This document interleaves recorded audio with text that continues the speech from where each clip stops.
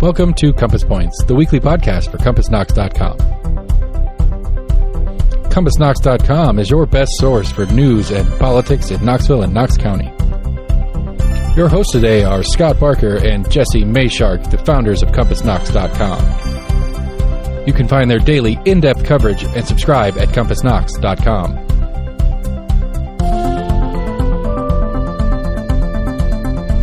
The Compass Point podcast is brought to you in conjunction with Almost an Agreement.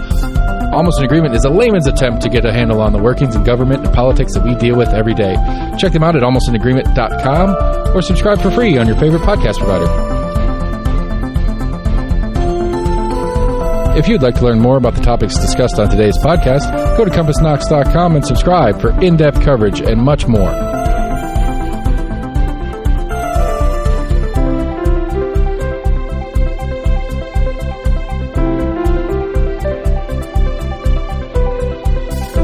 And now, here are your hosts, Scott and Jesse from CompassKnox.com. Welcome to Compass Points, the podcast where we discuss Knoxville and Knox County news, politics, business, government, education, anything that really strikes our fancy. I am Scott Barker, co-founder and co-publisher of Compass, a news website you can find at CompassKnox.com. I am usually joined by co-founder and co-publisher Jesse Fox Mayshark. He, however, is gallivanting around the globe even as we speak. I am going to get a big boost from Owen McCarthy, who is our summer intern and who is has been doing a great job for us this summer.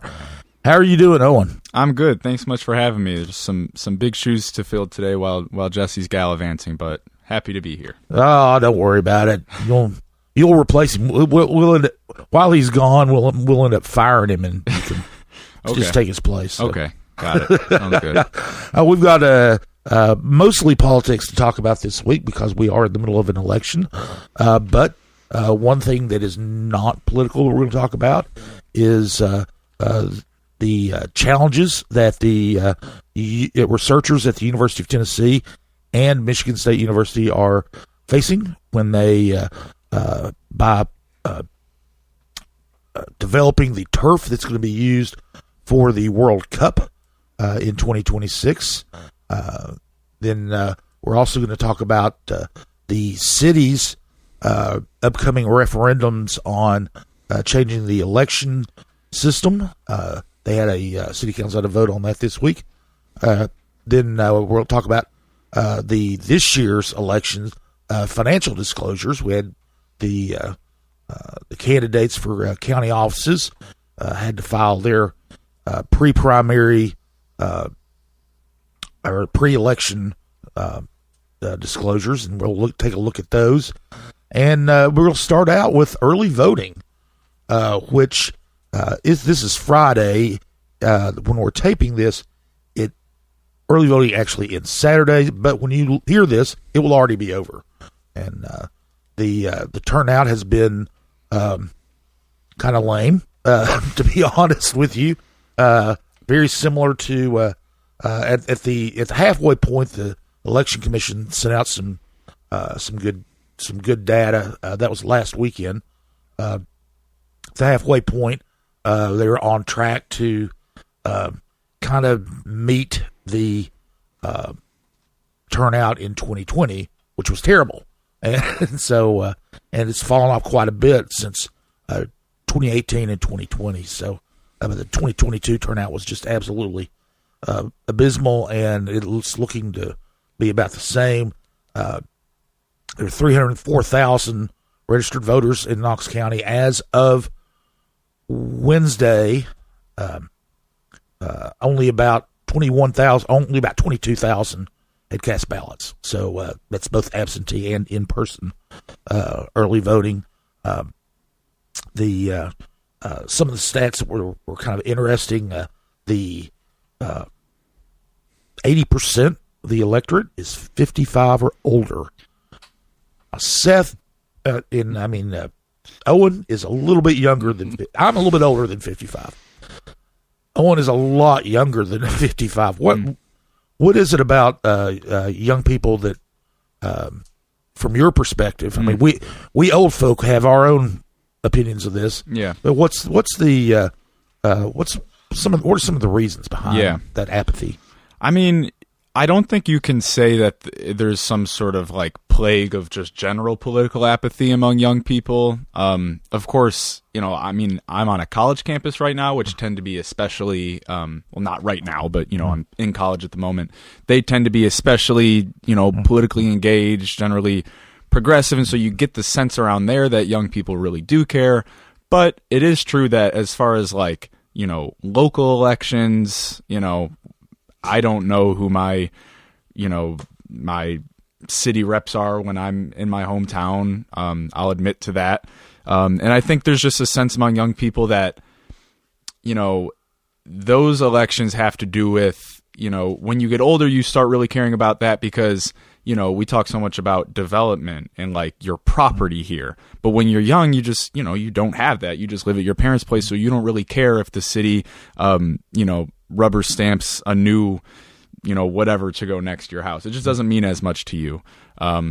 So I don't know. I think there's just a sense that those issues don't affect the daily lives of young people, whether they really do or not. But that's just what the sense is, I feel like.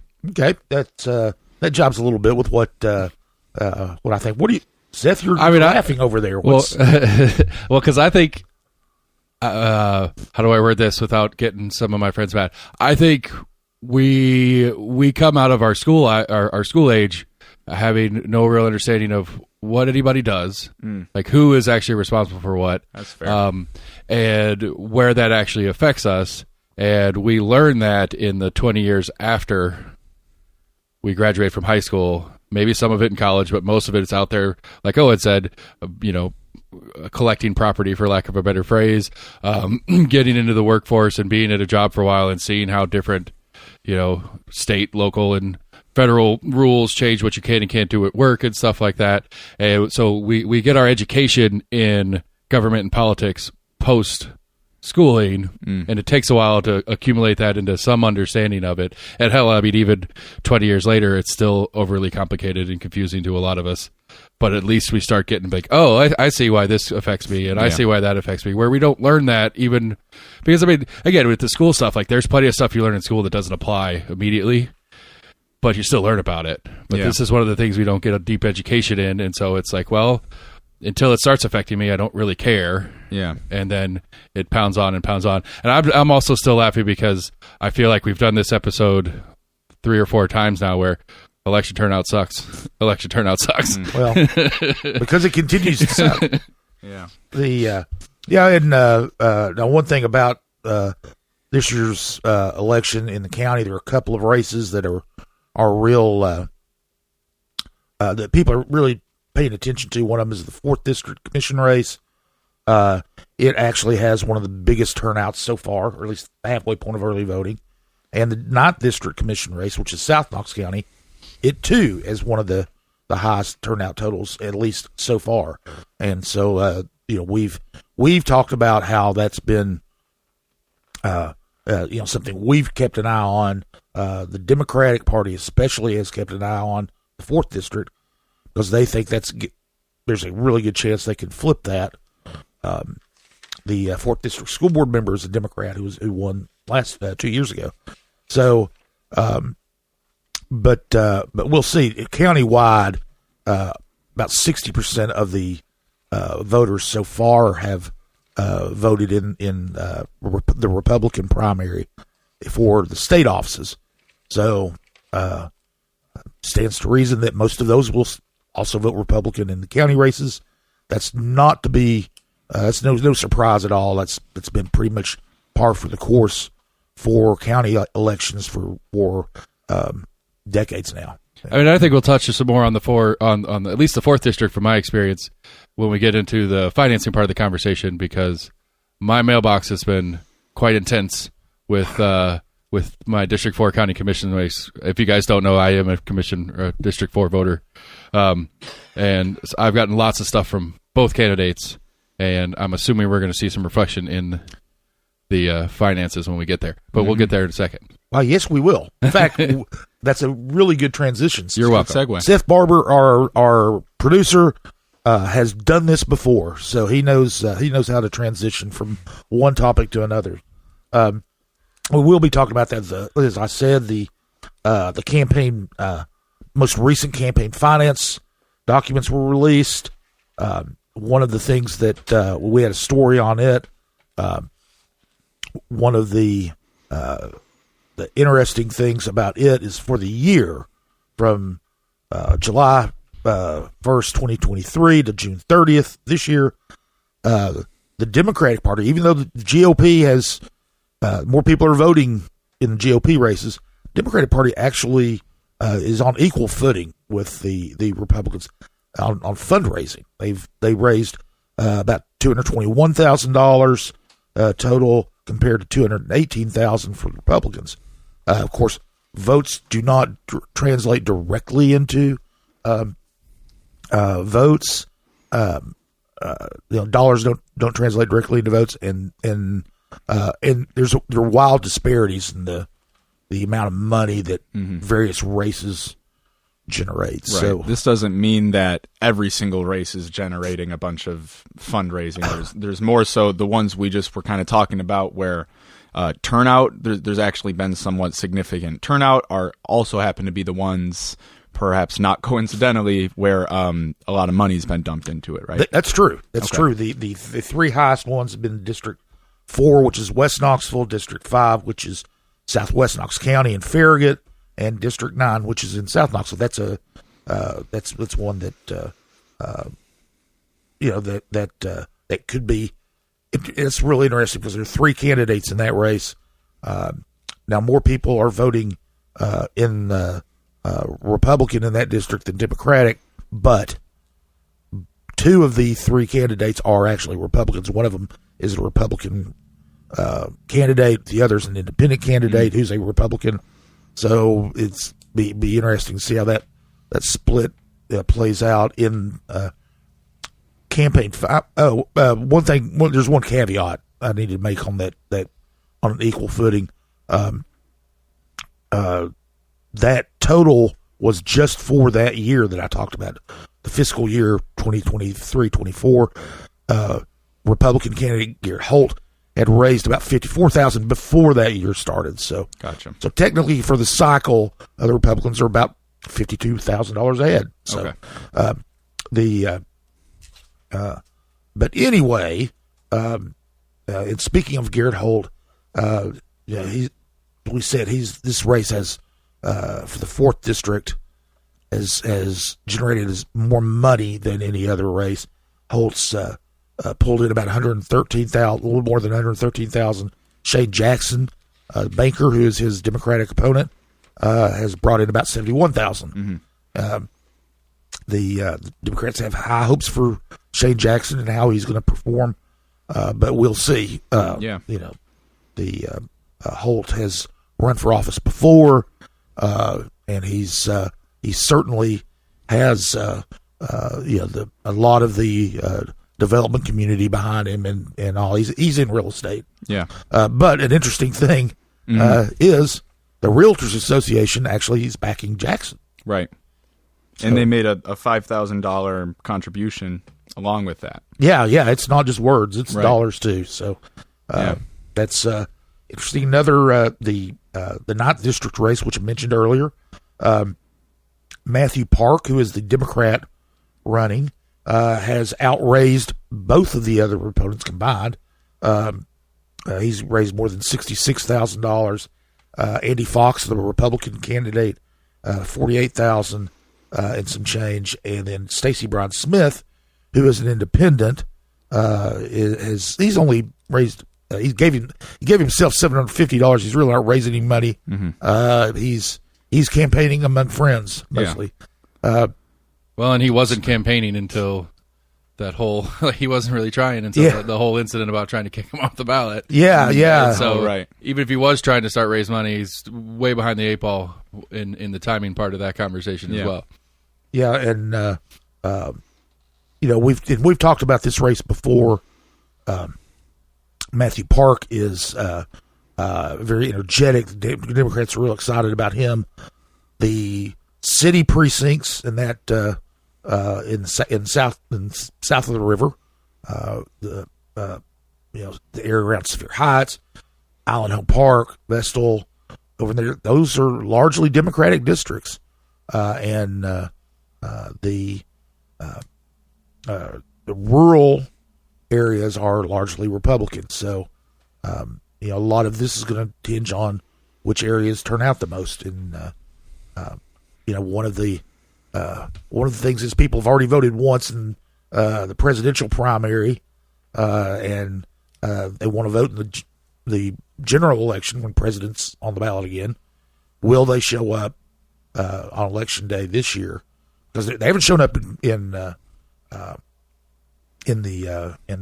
early voting. So, anything strike you about this particular race? Yeah, Owen? well, I would say, like we mentioned, the East Tennessee Realtors Association making that contribution and the endorsement for the Democratic candidate in the 4th district, that came as a little bit of a surprise, but I think it's a reminder a little bit that, developers, we tend to think them traditionally as sort of more buddy-buddy with Republicans, because, Republicans might be more pro-business or something like that. But the reality is here, development is like, it can become a partisan thing, but development is the issue. And every candidate needs to have a stance, and they need to be very much so on board with development happening. So I thought that was interesting. And then also another donation that was just a little surprising was in the 9th district. Joan Ash, the wife of former Knoxville Mayor Victor Ash, made $1,000 contribution to Matthew Park, which I don't know a lot about. I understand they're kind of more moderates, but I know they're Republicans. But anyway, they've decided to throw some money at Matthew Park, the Democratic candidate. So. Fox is a very much a conservative firebrand kind of guy. Okay. He's, and so I think the Ash money going to Park isn't a surprise, because they are not as far to the right as Fox is. Right. And one thing that's interesting about Fox too is that a lot of Republican, a lot of developers typically vote or donate to Republican candidates, have not donated to it. Yeah. And that is one of the things is he's for more sparse development. He doesn't want to push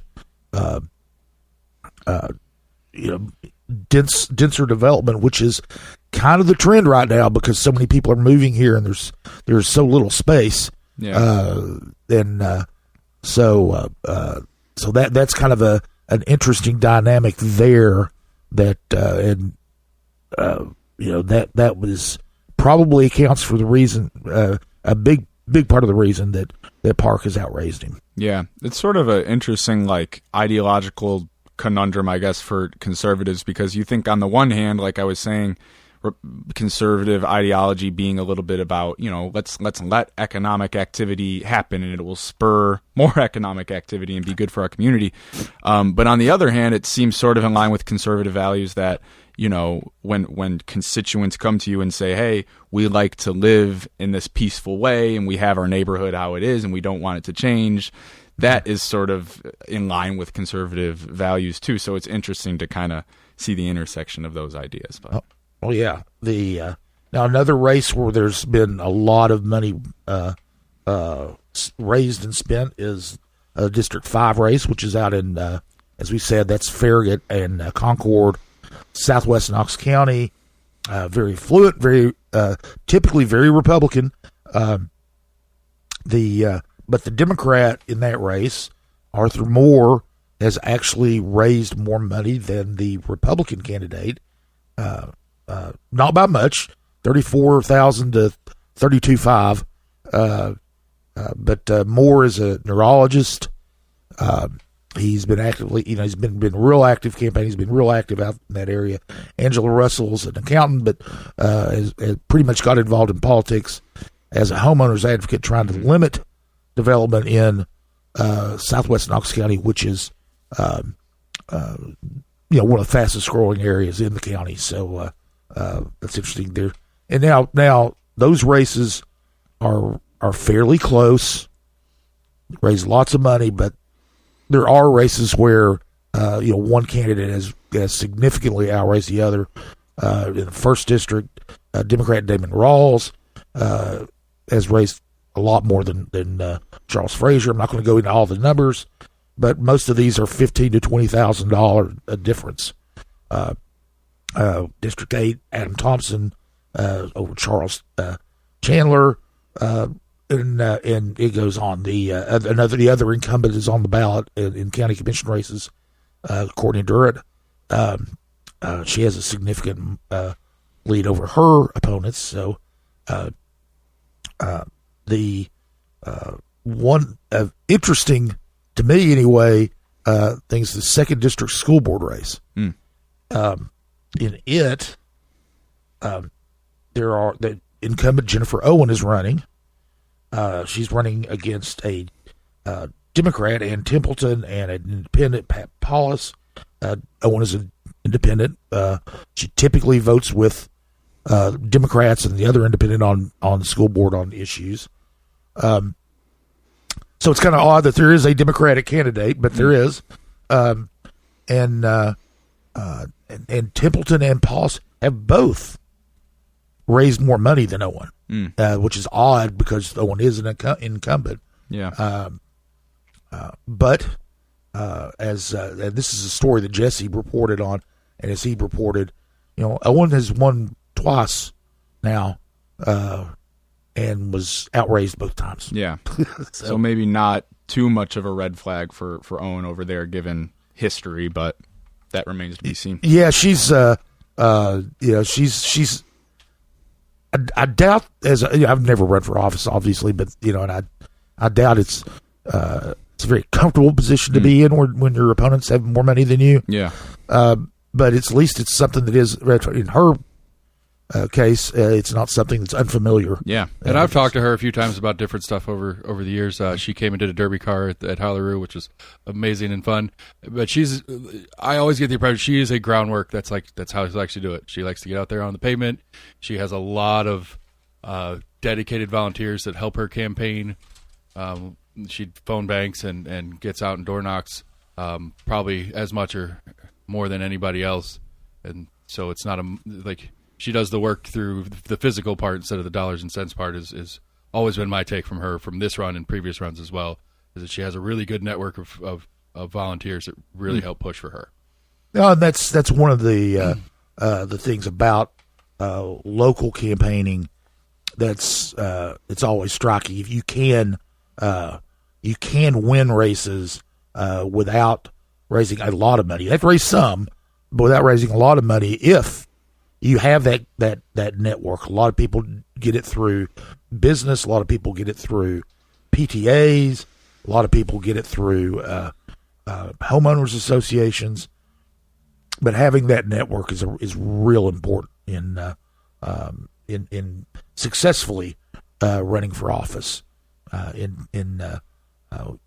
It's different in different areas. Right. I think she has a particular coalition of groups that align with some of her ideology about how schools and stuff are supposed to function, that are very committed to her as a candidate as well. So it's not just, friends and family helping her out. It's whether it's a formalized group or just a group of people who have a particular issue that they care about that lines up with her. And I think she gets away with some of that for being an independent candidate. She doesn't have the brand of party A or B to scare off certain groups that they're like, hey, you're on board with what we like. We're on board with supporting you. All right. Well, the voters will have the final say on that when coming up, and we'll talk about that in a little bit. Well, I do want to interrupt with one question. If I were one like you who likes to vote on election day and haven't figured out exactly what I want to vote for, is there a place I could find some more information other than this wonderful podcast? Why, yes, there is. For free because I'm poor? For free, yes. Oh. No, at CompassKnox.com, we've had full election coverage. We have profiles of all the candidates, stories like this about campaign finance, other election stories, and all of our election coverage is right now outside the paywall. We're a subscription service. We're not an expensive one. It's only $12 a month, but we always put our election coverage outside the paywall right around the start of early voting, so that people who aren't subscribers can go there. They can see the compare the candidates, try to figure out who to vote for, and hopefully it'll help. And hopefully they'll see the work there and want to subscribe. That'd be nice. And there's another place you can go for kind of nuts and bolts information. That's knoxvotes.org. That's the Election Commission's website. So things like where do I go vote, look at a sample ballot, that kind of thing. So anyway, we're going to shift from this year's election to future elections in the city. And we've talked about this many times before, too. The state legislature last year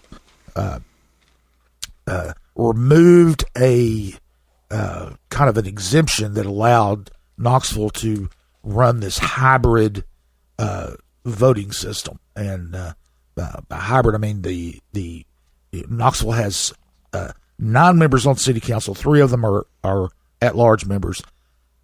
Also has 6 district seats, and those are elected in the primary. Only district voters vote in those races to select the 2 top candidates, and those 2 candidates go on to the general election. In the general election, every seat is voted on citywide.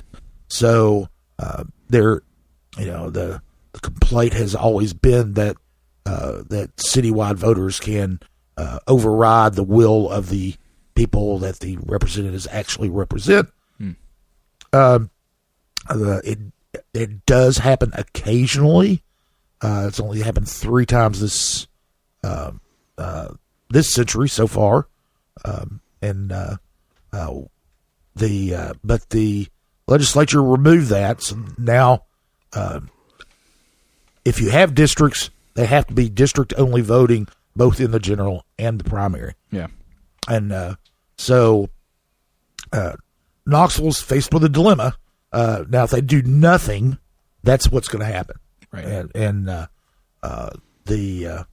But they want to, a majority of council members want to amend the charter to allow for a different system. We'll talk about that system in a minute. But there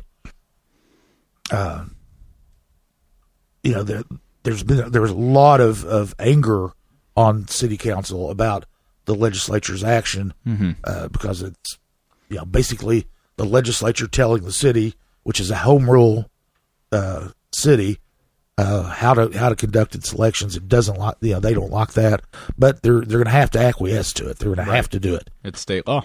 It's state law. State law trumps local law, and so in order to get on the ballot for the November election, which is the last time they can change the charter before the city election next year, they're going to have to pass whatever they want to put on the ballot in 2 readings. It's an ordinance, so it has to be 2 readings before August 22nd.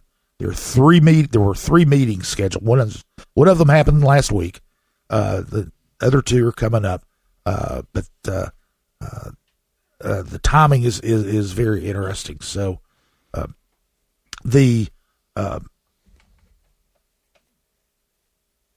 one of the debates that city council talked about this for over 3 hours last Tuesday before voting. One of the complaints about, or concerns about, the system that has been in place since 1969 is that possibility that it could affect minority representation on council.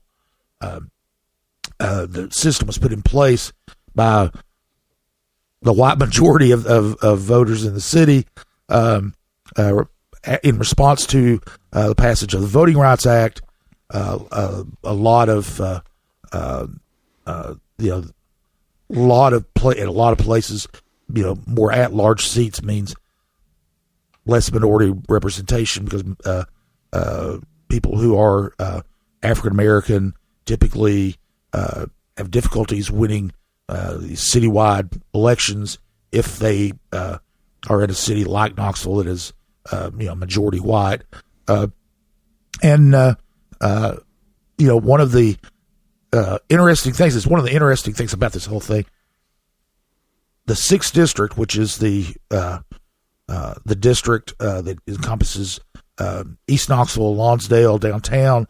It's a the only minority district in the city, and it is that district has sent a black candidate to city council every single election since 1969, and the white majority of citywide voters has generally followed suit and endorsed the first place finisher from that district. So the last time, it's a couple of times they've gone for the second place finisher. The last time they did that was 1997.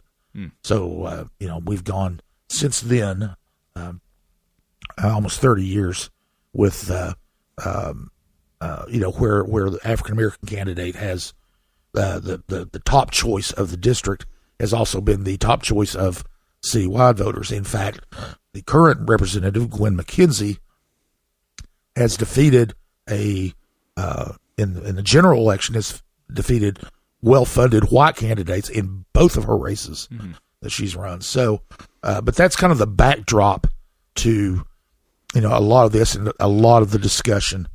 There were three. They're going to will probably end up being three questions that will go on the ballot. This was just the initial vote on last Tuesday, but as I said, they do nothing. The default system would be district voting in the primary, district voting in the general election. The majority of council members ended up voting for an all at-large system. It's kind of got a workaround in it to kind of cling to a little bit of district representation, but not much. We'll rename the districts. They're not going to be called districts anymore. They'll be regions. And there'll be 6 of them, as there are 6 districts now. In those, you will have a citywide primary and a citywide general election. So technically, all the seats will be at-large seats. They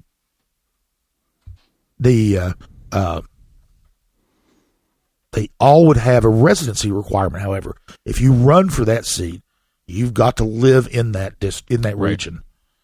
So let's say we'll keep using the 6th district as an example. Right now, it's called the 6th district, and yes, you have to live in the 6th district to run there and represent them. In the future, if this passes and the voters approve it, then it will be called the East Region, and the candidates will still have to live there in East Knoxville or downtown or Lonsdale, Mechanicsville, one of the neighborhoods we're talking about. They still will have to live there, but the primary won't be just the primary in that geographic area. Right. So that's in a nutshell. That's what it is. The proponents of it, Andrew Roberto, second district representative, which would be the West Region if this goes through. He was the main sponsor of this, put it together. He worked with the Municipal Technical Advisory Service at the University of Tennessee on kind of crafting this and putting it together. One of the things that he and other council members, a couple of things they like about this type of system is that if you're a council member and at least one of your races is a citywide vote, then you are accountable not only to your district residents but all residents of the city. That's one of the big talking points that they have, and that's kind of the thrust of it. And you do when you campaign citywide, you do have to go out and meet people in other parts of the city that you may or may not be familiar with. You might have not met any other way, and quite frankly, with Tennessee's Open Meetings Act, they can't just call each other and talk to the 6th district council member can't call the 2nd district council member about an issue that's going on in that district to find out what's going on, see how they ought to vote or whatever. They can't do that. It's illegal, as our county commission found out close to 20 years ago. Anyway, so that is a valuable thing. However, proponents of the district only system, think only the district residents should pick their right representatives. So anyway, after lots of discussion, a lot of it revolved around the 6th district and minority representation. Amelia Parker, who is an at-large member, African American woman, who is actually the only African American to be elected to a citywide office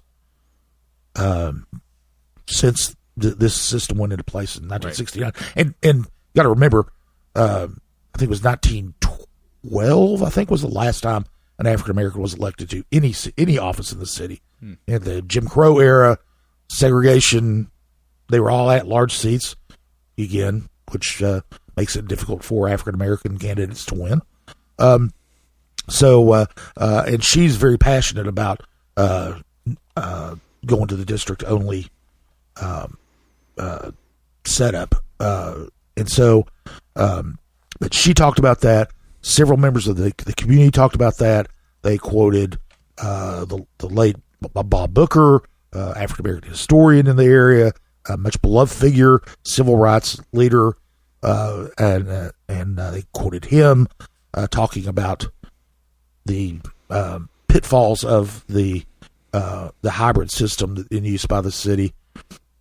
But then it's also interesting because Harold Middlebrook, the Reverend Harold Middlebrook, who is himself a civil rights icon. He was in Memphis with Dr. King when King was assassinated. Got up and said, I used to feel the same way, but I've seen a change of heart in the city, and he thinks that the current doing it district wide is okay. He's seen the same thing that I mentioned earlier, that city voters, the citywide voters generally endorse the first place finisher out of the primary anyway,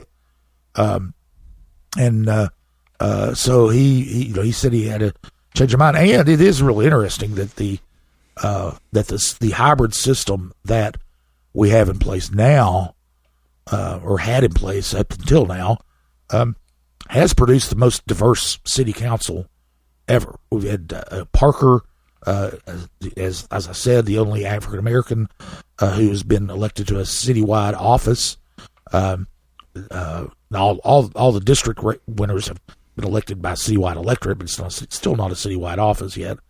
The 6th district, Gwen McKenzie, and then Seema Singh, who represents the 3rd district, is a woman of color. She's of Indian ancestry. So, the city's more than 70. It's almost 80% white, and the council is 66% white and 33% minority. So it's also got more women on it than ever. For the first time, well, this is the second kind of cycle, but more women than men serving on city council. So anyway, after much discussion, the council approved that all at-large system on first reading on Tuesday. And one thing that's important to mention too, there are other cities in Tennessee that do that. There are 16 other cities who have that all at-large system with residency requirements for different geographic areas of the city. However, they're all small, much smaller than Knoxville. Right. And they also don't have as large or as concentrated they might have as concentrated. They don't have as nearly the size, proportionally, the size of the African American population. Right. So anyway, there were two other proposals up too. One of them, as I said, is from Parker, who initially had the district only provision in hers. She also had a change in the tiebreaker provision. Right. Which is an issue close to her heart. It is close to her heart because she was the odd person out in the tiebreaker in the 2017 election for the 4th district seat. But the main thing was this dueling questions about the system that they're going to adopt. And the law director, Charles Swanson, City Council's attorney, Rob Frost, both of them said, it's a really bad idea to pass both of them because they each call for two different things, and you have to craft a referendum question, for a yes or no answer. Right. So if both were approved, which one? They would contradict. They would contradict each other. Legal problems galore were there. Right. So Parker dropped it. She dropped that because, quite frankly, if voters reject the at-large only system, it's the default system anyway. That will be what they do. But she still wants that other part in there about the tiebreaker. She wants the other part in about the tiebreaker. In 2017, she was running in the for the 4th district seat. In the primary, Lauren Ryder finished first, and Parker finished in a tie for second with Harry Tyndall. This shows that every vote counts. Right. Anyway, in the case of a tie, the way the charter reads now, City Council picks the person to go on to the primary, go on to the general election, and council picked Tyndall. So Parker was, as I said, the odd person out. She ended up running 2 years later for her at-large seat. It won that, but she wants to change the system, and they got bogged down on this. There's some questions about how it would work. As I said, currently the top two finishers go on, and if there's a tie, and basically the tie only applies really, is only relevant if it's a second place tie. Right. Top two finishers tie each other, they go on to the primary or the general election. But but if the tie is for second place, that's where it gets kind of weird. The Parker's proposal would not look at the top two finishers, but the top two vote totals. So whoever hits the top two vote totals goes on to the general election, which could mean that the second, something, if there's a tie for second, then there would be three names go onto the ballot. Right. Which the election commission is okay with, and and you can't hold a special election or a special runoff between the primary and the general election. Right. That's what you would do after the general election. If there's a tie in the general election, that's what you'd do. But right. There's some concerns too because of the way it's written. If there's a two-way tie for first place, right, the two vote totals, you'd still have three people who would go on. Yeah, and you could have the person who finishes with the second highest vote total, only get 50 or 60 votes. Yeah, then they still get to go on to the general election. That's right. Not. Excuse me.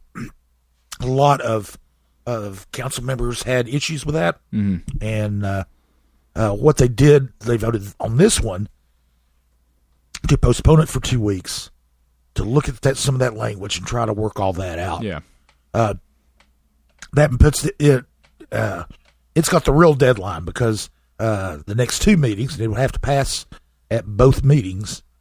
A reading at each meeting. The second meeting is like 4 days before the deadline to have the question to the election commission. So it's cutting it pretty close, but that's where that is. Another provision that will probably be on the ballot. This is another near and dear thing to a council member, Charles Thomas, who is the 5th District representative. It's North Knoxville, the Inskip area, the Norwood, parts of Fountain City, up there. He wants the 5th District to be put on a different election cycle. Right now, the 5th District is voted on same year that the mayor, municipal judge, and at-large members are elected. The other 2 year, 2 years later, it'll be the other 5 council districts. He wants to put the 5th District with the other 5 districts and we'd have one election cycle. It's all of the district voters or district representatives up for election. The other cycle would be the citywide ones, the ones that we think of now as citywide: mayor, municipal judge, the 3 at-large seats. Right. And the reason he wants that, right, is because as it stands, what would happen is his constituents in the 5th District would only get to vote every 4 years, whereas everyone else would get to vote in elections every 2 years. Yeah, that's especially if the default system goes into place where you'd only vote in your district. Yeah, they wouldn't if they don't make this change. Every 2 years they wouldn't be able to vote at all. There's nothing to vote on because the only seats on the ballot will be for the other districts. Right. So everybody's very receptive to that. They pass that. Of course, it doesn't really. If they go to the all at large system, it really kind of wouldn't matter. Right. But it's going to be. But it fits either way. Yeah. The same goes with Parker's thing. So Parker's proposal, now that it's being amended, and Thomas's proposal both fit with either of the options that the city has. So whether the voters vote, so taking the ballot question, which we've talked about, which will be if we want this at-large system or if we want the district system, whether or not voters vote that in or not, these two other proposals will be compatible regardless. Right. Okay. Absolutely. They're compatible with both. And one thing that is universal among all of them is a provision. This is kind of near and dear to Lynn Fugit's heart. She's a at-large council member. In the mayor's race and the municipal judge race every 4 years, if a candidate gets more than half the vote, in the primary, they automatically win. They don't need to go on to a general election. No general election at all. However, at-large council members, if a candidate gets more than half the vote, they still have to run again against the same opponent. Right. I mean, assuming there are two of them, it has to run in general election. In Fugit's case, first time she ran for her seat, which was 2019, Yeah. she got more than 50% of the vote, rather handily. Wasn't a huge blowout, but she had a comfortable margin In the primary. over Charles Lomax Jr.,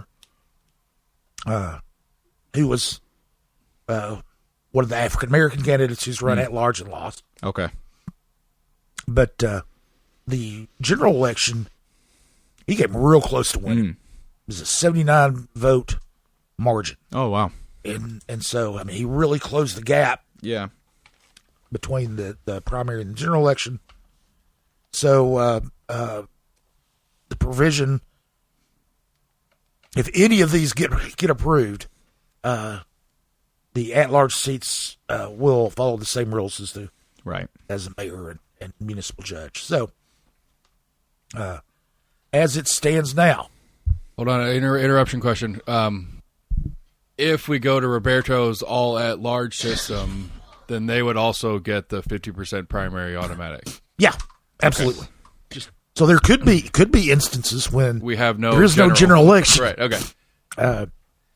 But the voters will already have been, heard, and it'll save the city a little bit of money. Because they have to pay for the election. They pay the election commission for the holding the city election. Anyway, so as it stands now with the voters, if we have a repeat of last Tuesday, where they're all approved, and they're only approving to go on the ballot, the voters still have the final say. These are just the questions that will go on the ballot, and the main one would be, do you want to adopt an at-large only system? It's really complicated. I don't know how they're going to get that to a ballot question. Right. It'll be an interesting exercise for the law department there. But it will be there, be on there just that. Now the district only option will not even be on the ballot. It's just the anti-vote for whatever the language is that the law department puts together for that question. Again, depending on the language, the anti-vote to that would be to go to a districted system, similar to commission or other. Right. It's a no vote is district only vote, but that won't be spelled out. Right, because that's the they default. Never write the questions that straightforward. Well, the questions always have to be yes or no on a referendum. Yeah. Right. So I'll be curious to see how they write it, because we've talked before in recent weeks about other ballot referendums that were phrased in sort of interesting ways that seem to sort of prompt someone maybe to a certain logical conclusion. Yeah, the county law director race, it was a very I don't even think some lawyer friends of mine really understood the legalese of the question the way they put it on. Well, one of the things that they've done this in the past, where there was a referendum to make the register of deeds and property assessor all appointed positions rather than elected. Right. And the law director as well. That came up, but the wording ended up being, do you want to give up your right to vote for this office? Right. Well, what do you couch it like that? I don't want to give up my right to vote. Yeah. Right. People have died so I could have the right to vote. And so that kind of pushes you in that And the direction. law director one for the county was specifically unique because the law director is writing the question. Question about his concerning office. His own office. Where at least in this city one we're talking about now, this is the city law director is already appointed by the mayor. You don't have to worry about this being a kind of. I mean, there may be somewhere in there that it is some kind of personal conflict to the law department, but at least it's not a direct like the county one was. Yeah. In this one too, there is every possibility that they could come back with wording such as do you want to keep your right to vote for all city council seats?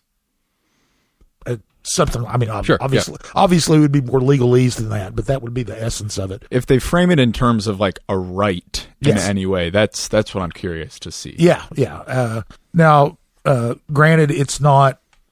First of all, as you said, it's not about the law director, so he doesn't have any personal reason to word it that way. And I doubt very seriously that will happen because that office is not political. Right. Well, I have a question. Because it's an appointed position, it's not political. I'm sure Charles Swanson, the law director, has his own opinions about how things should work, but I haven't noticed him in the past ever. My question on that is manipulating things like that. Where is Kincannon on this conversation? Has she come out with any specific stance as far as... She is not, and we don't know from last Tuesday because she was ill and did not attend the meeting. So the vice mayor, Tommy Smith, presided over the meeting. So because that would be the at least the one logical political leap is that the law director works for the mayor, and the mayor's opinion on it could influence the law director's verbiage as we're talking about language. Yeah. Well, she hasn't said has it publicly given her preference. Although when the state law happened, she was very much against changing the system. But that's because it's her city, and that she doesn't want the city the state telling her how to run her city. Yeah. So anyway, this will continue to play out over the next month. We won't know until the end of or close to the end of August what questions exactly will be on the ballot. But it looks like you don't want to say with certainty because politics, things can change in 2 weeks. But it looks like we'll have those 3 questions on the ballot, and there will be a lot of confusion about the question and the proposed new voting system, and so voters are going to have to educate themselves on that. They're going to have to try to figure out what's what. And as I said, it is kind of complicated to explain to somebody, right? Yeah, and I think too, we have any feel that there are any groups that have an opinion on this that may spring up to help in push the voting one way or the other? Because again, if we go back to the history of this one, this is an Elaine Davis state proposal. Elaine Davis is a Whiter. I don't know what the word I want to use here, but I'll just say Eric Whiter is involved in the Elaine Davis campaign, was part of getting this through the state legislature. Right. And Eric in the past has been very active on certain issues. He tried to get a ballot amendment a couple of years ago on a cap the tax thing and stuff like that. Do we anticipate something like an Eric Whiter putting a group together to try to get a PAC feel, for lack of a better word, pushing these ballot items to the public? Understanding. We might end up with strange bedfellows here. I know. I've been thinking about that myself because Whiter is very much conservative Republican, political consultant. This was kind of his baby that he got Elaine Davis to sponsor. He also got Richard Briggs to sponsor it initially, a state senator from here.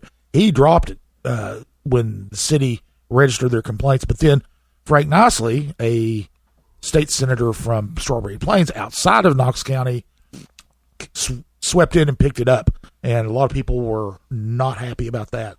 That got mentioned a couple of times in the during the meeting on Tuesday. Right, and then the strange bedfellow be Amelia Parker. The strange bedfellow would be, and I would not be surprised if there is some kind of organized effort from that side. But the strange bedfellow is Amelia Parker.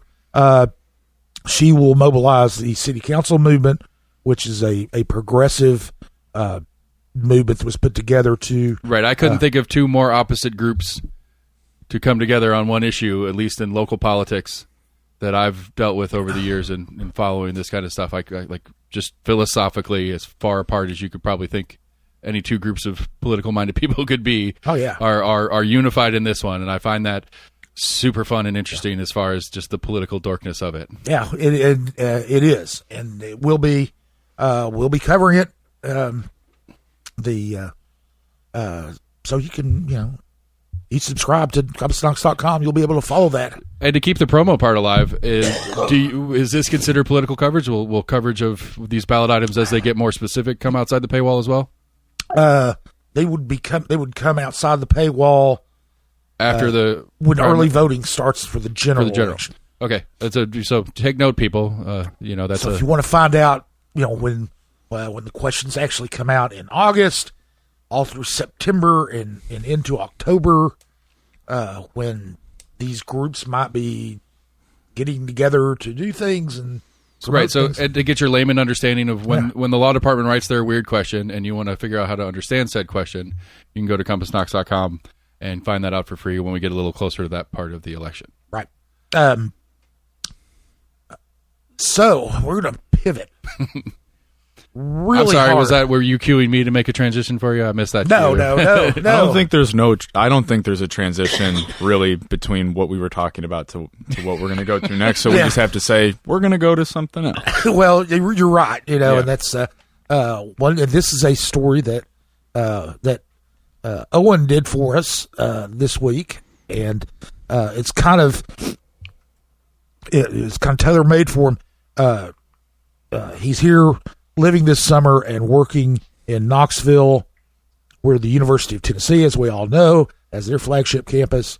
He attends Michigan State University, and he is a huge soccer fan. Yeah. And so there is it's well-publicized collaboration between researchers in Michigan State and UT that really will affect the 2026 World Cup. Yeah. And so there were some developments over the past month that will have a big impact on that. So, Owen, tell us what you know. Tell us what could happen. Yeah. So it is cool. It is kind of a wild coincidence that these things have all come together. So I had a good time working on this story, which came out for us today.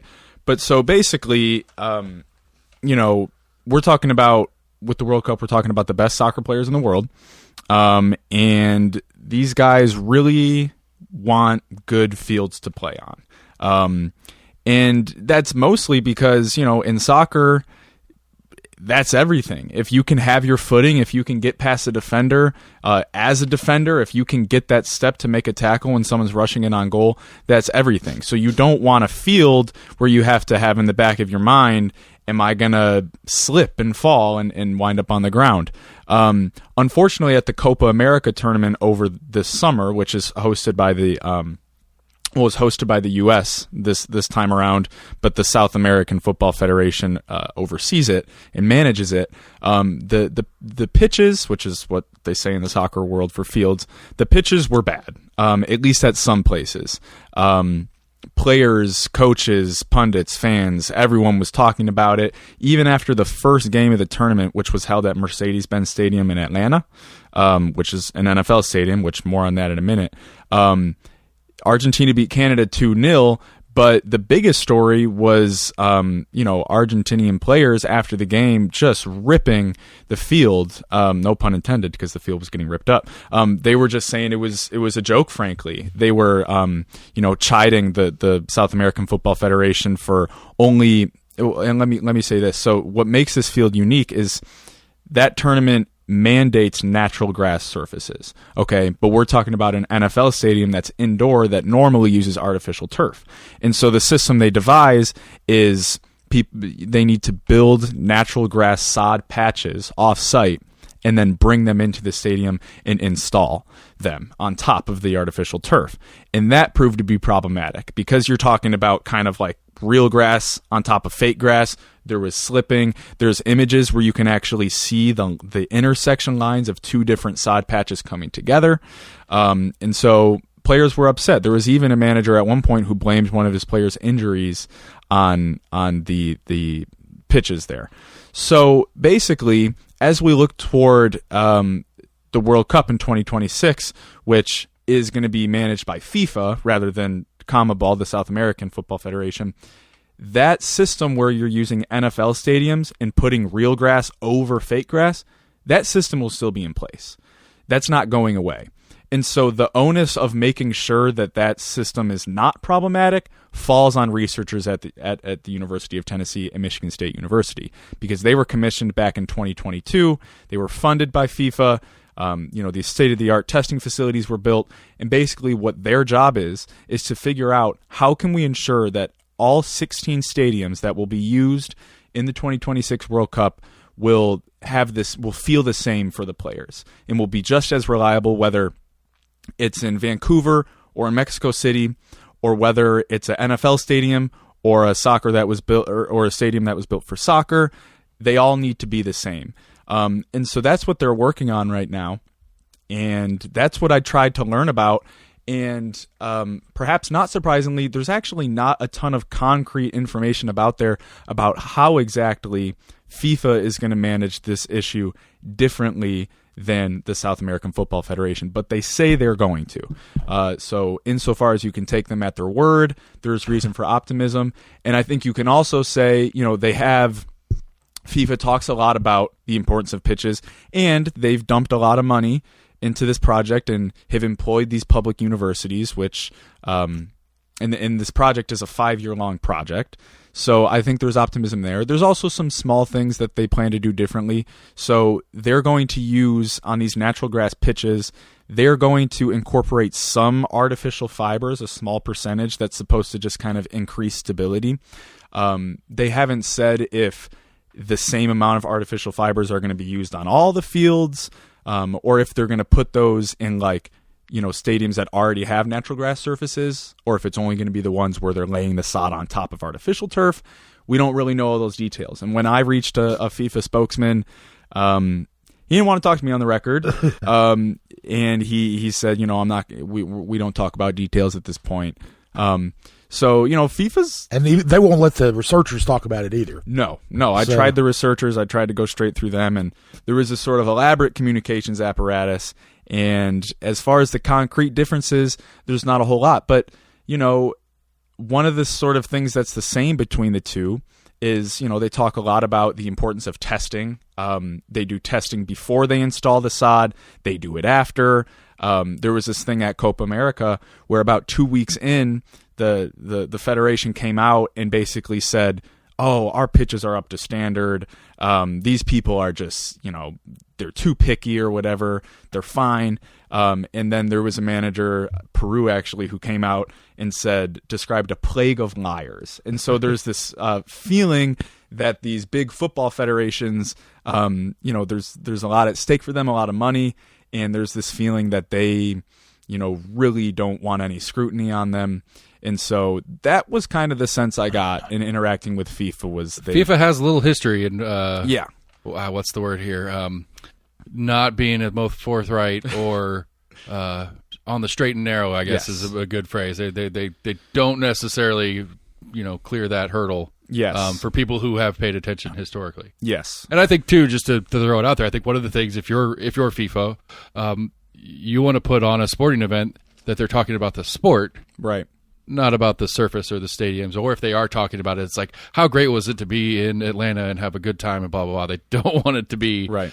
That was terrible. That's not the conversation anybody wants to hear. Yeah. And then speaking about sort of reasons for optimism, though, one Knoxville SC, professional soccer team here in Knoxville, they play currently at Regal Soccer Stadium, which is on UT's campus. It's also where UT plays their games.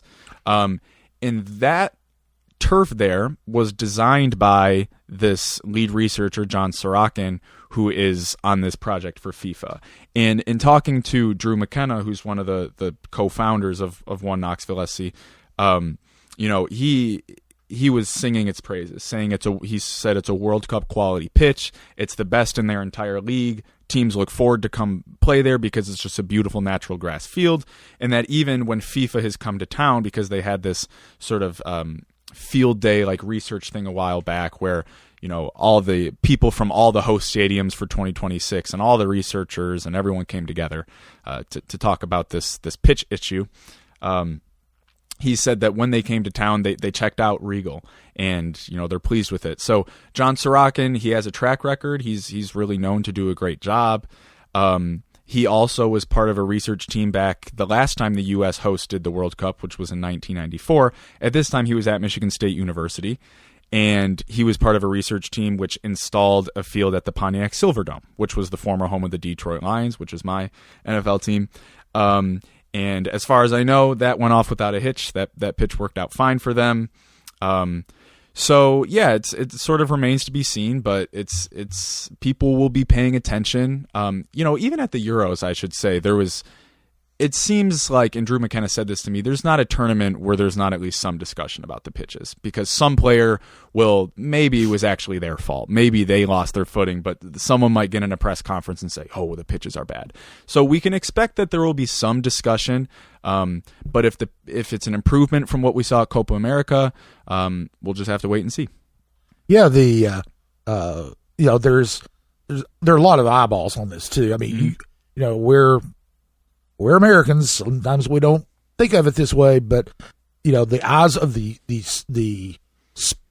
world is lit. I mean, yeah, it's called the World Cup, but lots of things are. You know, they call the Super Bowl the World Championship. I mean, come on, yeah, it's the United States Championship. Right. But really, I mean, it's the other than maybe the Olympics, it is the biggest sports spectacle in the world. So. And like the Olympics, it only held every 4 years. So right. So there will be a lot of scrutiny about their work here in 2 more years when the World Cup does come to the United States. Yeah. Well, we'll move on now. We'll look forward to next week. And next week, there's only one real big thing going on. That's Election Day. Yeah.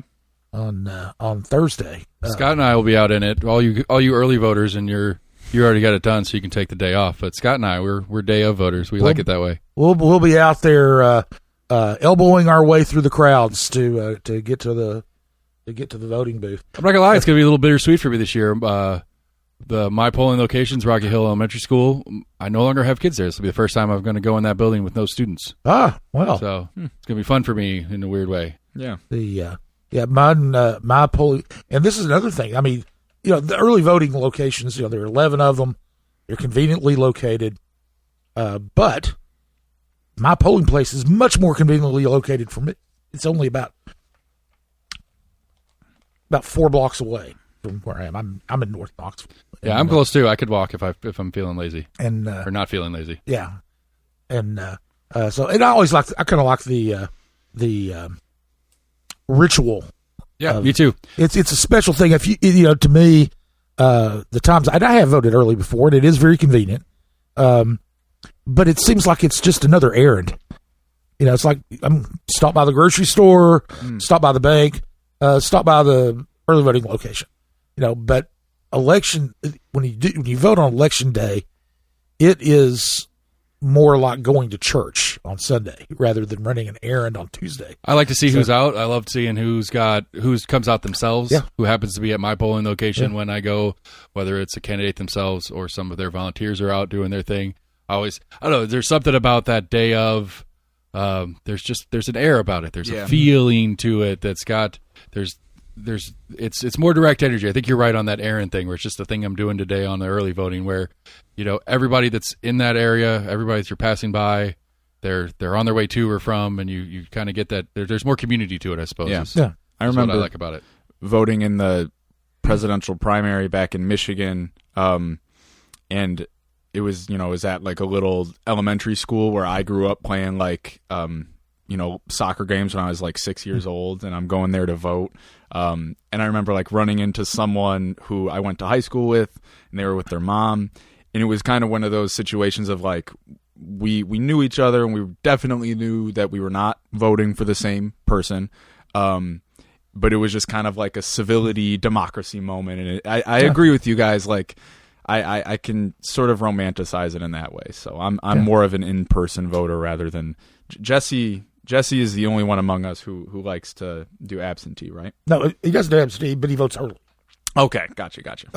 Right, particularly this time because he's out of town. But generally, he always talks about we're usually still doing coverage, and he's already talking about he already voted. But yeah, like I said, I really just think that that it's election day is special, and I'm always grateful to be able to vote. It's a privilege to be able to vote. It's a right to be able to vote. And so, anyway, we just wish that more people took that right. If you haven't, now remember this, this will go live after early voting ends. So if you did not vote early, make sure you can, hopefully you'll go, to this special day on Thursday, to your local precinct to vote. Polls are open 8 to 8. If you're still in line at 8 p.m., if you're already there and 8 p.m. hits, they will let you vote.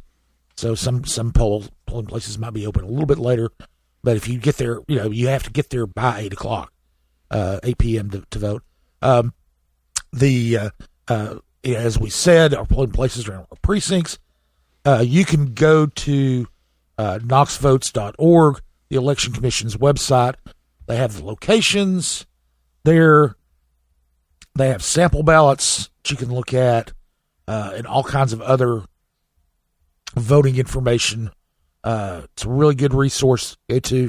As we've harped on relentlessly today, CompassKnox.com has information on the candidates and the issues, and you'll be able to that is outside the paywall, and you can go there if you need to brush up on the issues and the candidates who are running. Right, so head on over to knoxvotes.org, figure out what districts you're in, check out your sample ballot, go to CompassKnox.com, read more about the candidates you're allowed to vote for, and then at any point that's convenient to you on Tuesday, if you haven't voted yet, get out there, right? Go to your Thursday, sorry, go out to your polling location and get it done.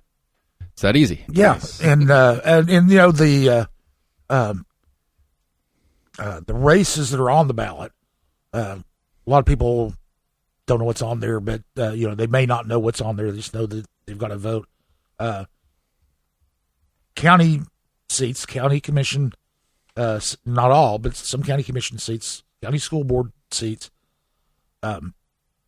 The property assessor and law director seats are on the ballot. There's also a judgeship, but he's running unopposed. Then there's some state seats. It's a state primary. So the state Senate and state House of Representatives, those seats are also on the ballot. It's the primary. The general election will be held in November with everything else. But you will go in. They'll ask if you're going to vote in the primary, which primary you're going to vote in. You tell them you're going to vote in the Republican primary or the Democratic primary. It's an open primary. It's kind of an open state. We don't have to, you don't have to register as either one. So you can choose the second you walk in. You wait till the last second to choose what primary you vote in if you want. You could even, pick the party you don't like and just be a real spoiler. Yeah, you can't. People do that sometimes. Or a lot of times, depending on what the situation is, I know at times people I've known who, when for instance, the sheriff's race was up, and there was no Democratic candidate. There was no token Democratic candidate. Right. I mean, these county-wide races.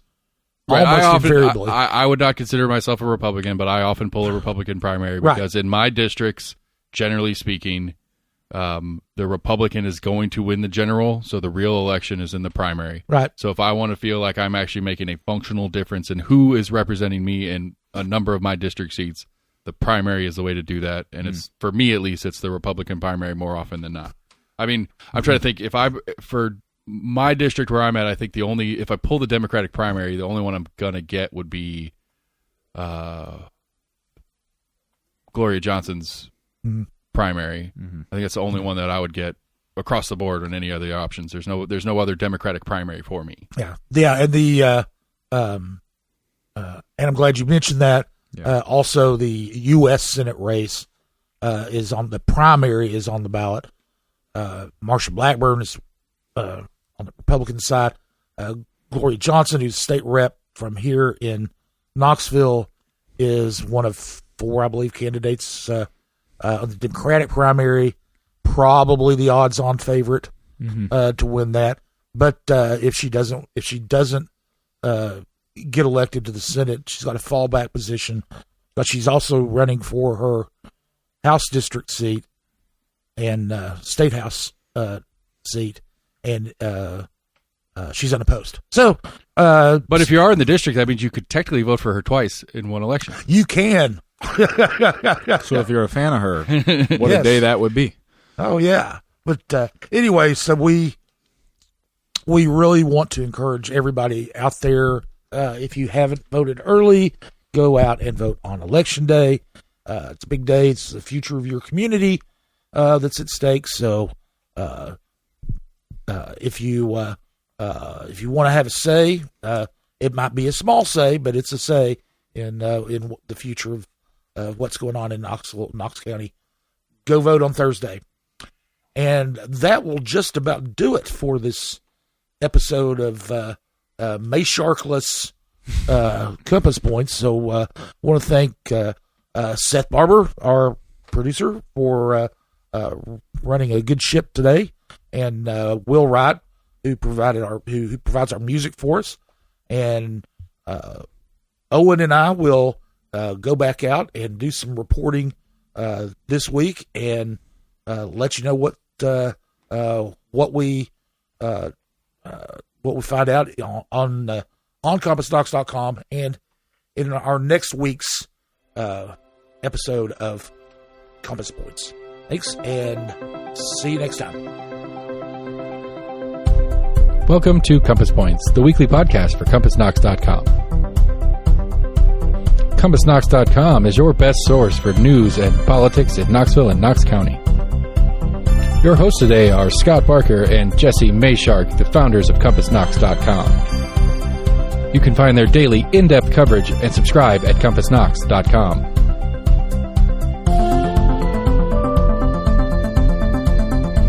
The Compass Point podcast is brought to you in conjunction with Almost an Agreement. Almost an Agreement is a layman's attempt to get a handle on the workings in government and politics that we deal with every day. Check them out at almostanagreement.com or subscribe for free on your favorite podcast provider. If you'd like to learn more about the topics discussed on today's podcast, go to CompassKnox.com and subscribe for in-depth coverage and much more. And many thanks to William Wright for composing our theme song.